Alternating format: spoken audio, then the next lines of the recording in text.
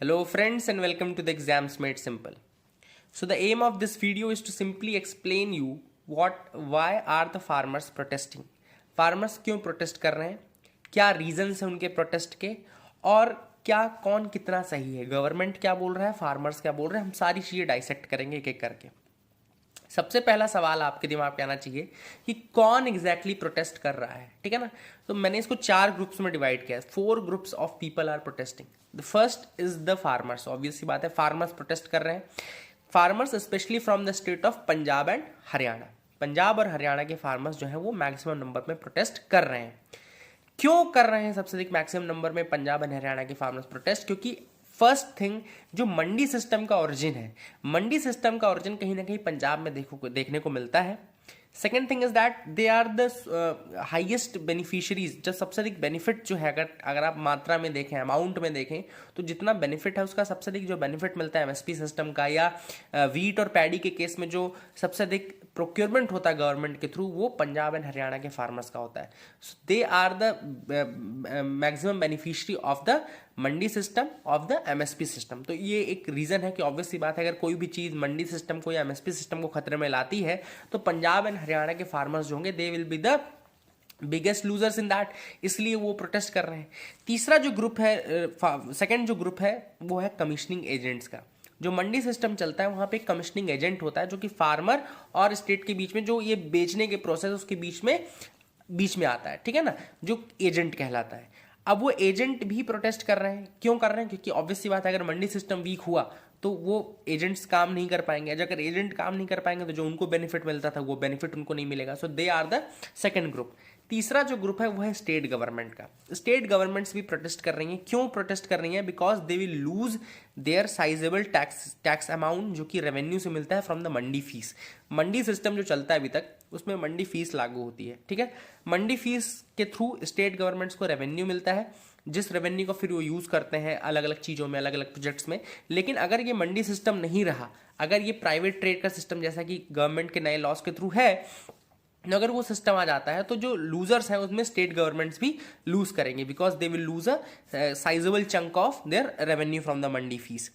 Last है political parties. Obviously बात है, पॉलिटिकल पार्टीज करेंगे, क्योंकि अगर रूलिंग पार्टी के अगेंस्ट कोई भी उनको फैक्टर मिलता है तो they will be the protesting one. तो यहाँ पे 4 बेसिक स्टेक होल्डर्स जो कि प्रोटेस्ट कर रहे हैं, हमने उनकी लिस्ट आपको बता दी। अब सबसे पहले हम बात कर लेते हैं कौन कौन से लॉज हैं जो कि आए हैं।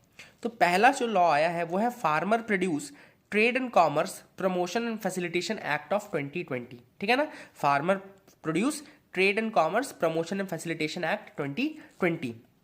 इस लॉ के तहत farmers can sell their produce, simple भाषा में समझिए, farmers can sell their produce outside the state regulated mandis. अपनी स्टेट रेगुलेटेड मंडीज के बाहर भी, जहां पे भी चाहे फार्मर्स बेच सकते हैं अपने प्रोड्यूस को बेच सकते हैं without the burden of taxes और फीस। ना उनके ऊपर टैक्सेशन का बर्डन लगेगा, ना उनके ऊपर जो मंडी फीस का बर्डन लगता है वो भी नहीं लगेगी। और वो जहां चाहे outside the state regulated mandis, अगर वो चाहे तो वो बेच सकते हैं इस प्रोड्यूस को, ठीक है ना। So that is the first thing. Second जो लॉ है वो है farmer empowerment and protection agreement of price assurance, ठीक है ना, एग्रीमेंट ऑफ प्राइस एश्योरेंस। अब इसका मतलब क्या है कि farmers can enter into direct contract with the companies. ये जो सेकंड लॉ आया है, farmers empowerment and protection agreement of price assurance, इसके थ्रू फार्मर्स जो है वो कंपनीज के साथ, कॉर्पोरेट्स के साथ कॉन्ट्रैक्ट में इंटर कर सकते हैं, even before the production of crops के प्रोडक्शन के पहले ही वो कॉन्ट्रैक्ट कर सकते हैं with your companies and your corporates. अब जो इसमें तीसरा लॉ है वो है farm services act 2020, farm services act 2020 and essential commodities amendment act 2020। इसके थ्रू क्या हुआ कि कोई भी रिस्ट्रिक्शन नहीं रहेगी ऑन द स्टोरेज। जो स्टोरेज के ऊपर रिस्ट्रिक्शंस रहती थी, storage and movement of crops, इसमें रिस्ट्रिक्शंस हट जाएंगी।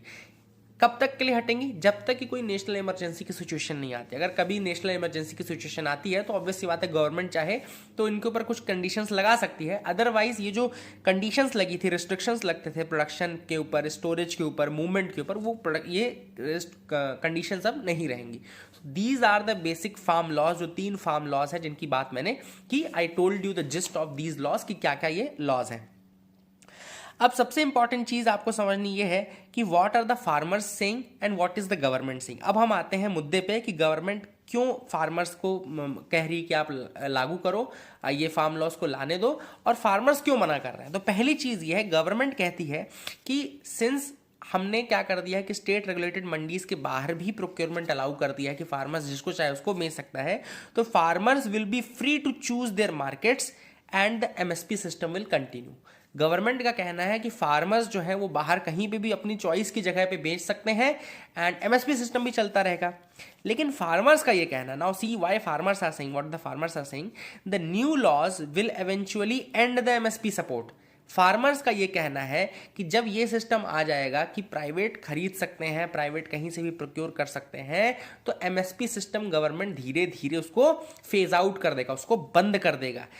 तो जब तक कोई लीगल गारंटी नहीं आती, क्योंकि जो लॉ हैं उसमें कहीं पे भी लीगली ये नहीं बोला गया है गवर्नमेंट द्वारा कि एमएसपी सिस्टम विल कंटिन्यू, तो ठीक है मुंह से बोल रहे हैं, बट मुंह से तो बहुत चीज़ें बोली जाती हैं।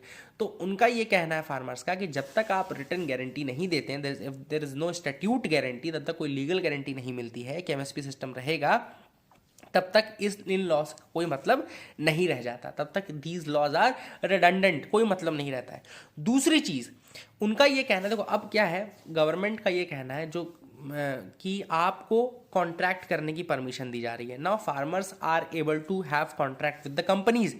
तो गवर्नमेंट ये कह रही है कि उस कॉन्ट्रैक्ट में आपका इक्वल से रहेगा, अगर आप किसी भी पॉइंट पे चाहें तो कॉन्ट्रैक्ट से बाहर आ सकते हो। These are the things set by the government, government का कहना है।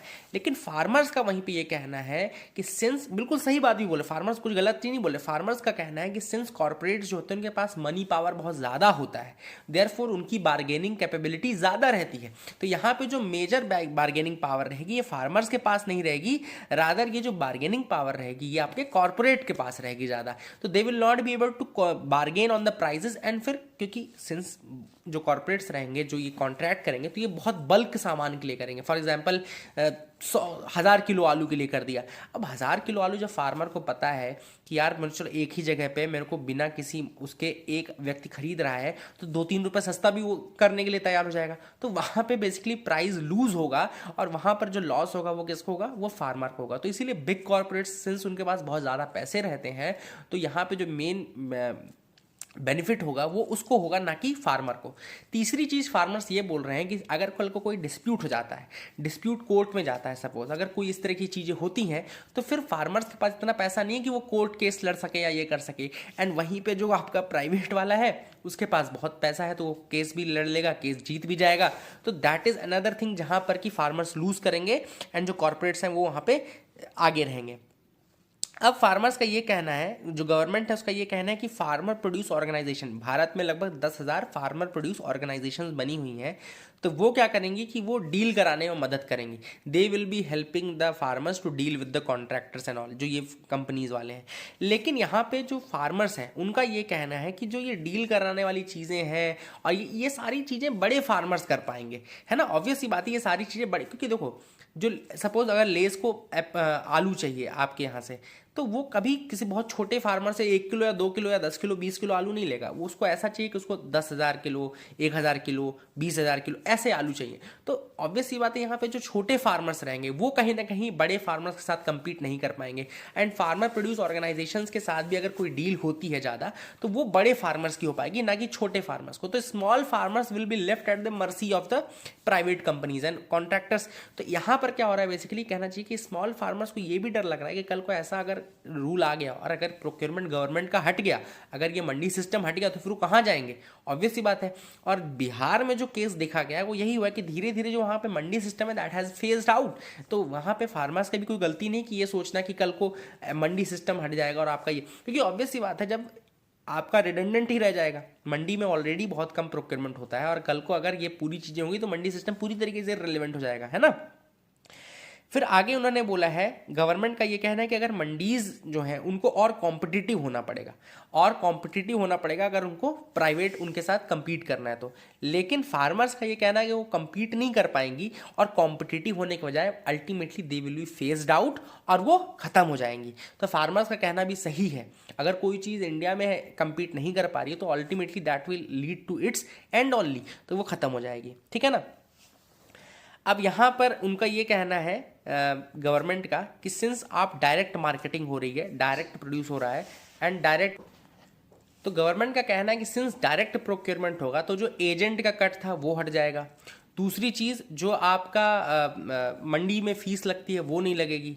बट उससे होगा क्या, फार्मर्स का ये कहना है कि what they will be force to sell the produce at throw away prices, कि कल को जो बड़े, जो मैंने तीसरा पॉइंट बताया था कि जो कॉन्ट्रैक्टर्स हैं, जो कंपनीज हैं, वो बहुत ज़्यादा बार्गेनिंग पावर रखती हैं, उनके पास बहुत ज़्यादा पैसे हैं, तो वहाँ पर ये बजाय इसके कि फार्मर्स अपने तरीके से रेट डिसाइड कर पाए, उसको और थ्रो अवे प्राइस पे, मतलब कि फेंकने योग्य प्राइसेस पे सेल करना पड़ेगा। तो ये फार्मर्स का पॉइंट है। तो actually these are the points जहाँ पे बेसिक कंटेंशन है। और फार्मर्स की जो की डिमांड है वो ये है कि पहली चीज़ तो आप गारंटी करो कि एमएसपी सिस्टम आएगा इन द रिटन इंस्टीट्यूट। आपको रिटन इंस्टीट्यूट में गारंटी करनी पड़ेगी कि एमएसपी सिस्टम रहेगा। ऑब्वियस सी बात है, अगर एमएसपी सिस्टम रहता है तो फार्मर्स को अगर लॉस हो रहा है तो एमएसपी के थ्रू बेच सकते हैं।